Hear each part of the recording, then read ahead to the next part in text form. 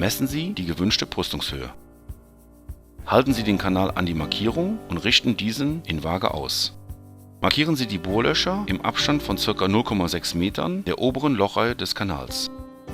Bohren Sie nun die markierten Dübellöcher.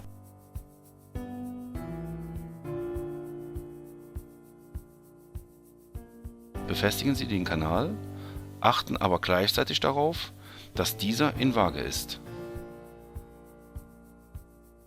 Für die Erweiterung setzen Sie den nächsten Kanal an und verbinden beide Kanäle an der Stoßstelle mit den dazugehörigen Verbindern. Beachten Sie, dass die Verbinder mittig an der Stoßstelle angesetzt werden. Rasten Sie diese unten und oben ein und drücken die Stoßstelle zusammen. Befestigen Sie auch diesen Kanal, wie vormals angegeben, im Abstand von ca. 0,6 Metern. Prüfen Sie nun die Montage auf eventuelle Unebenheiten sowie die Stoßstelle auf einen sauberen Übergang. Bei eventuell auftretenden Unebenheiten hinterlegen Sie den Kanal in der Nähe der Befestigung, um Deformierungen zu verhindern. Dies gewährleistet für die nächsten Arbeitsschritte eine optimale Montage. Für die weitere Installation setzen Sie die Geräteeinbaudose unter leichtem Druck in die Deckelöffnung ein und richten diese aus. Durch Festziehen der vormontierten Befestigungsschrauben fixieren Sie die Geräteeinbaudose. Für die wirksame Zugentlastung brechen Sie die dafür vorgesehenen Einführungsöffnungen kleinstmöglich auf und ziehen die benötigten Kabel durch.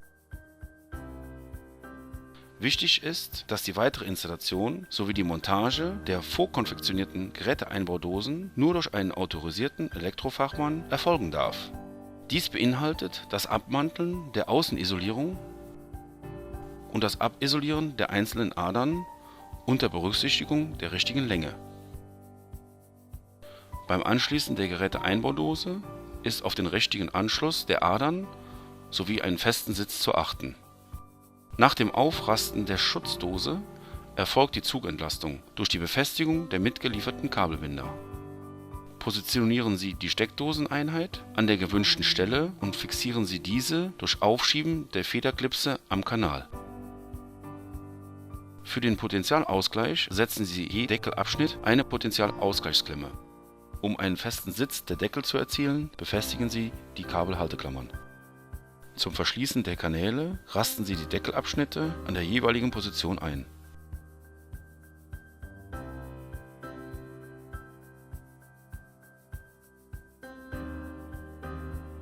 Zur Fertigstellung der vorkonfektionierten Geräteeinbaudosen bringen Sie die Abdeckrahmen an.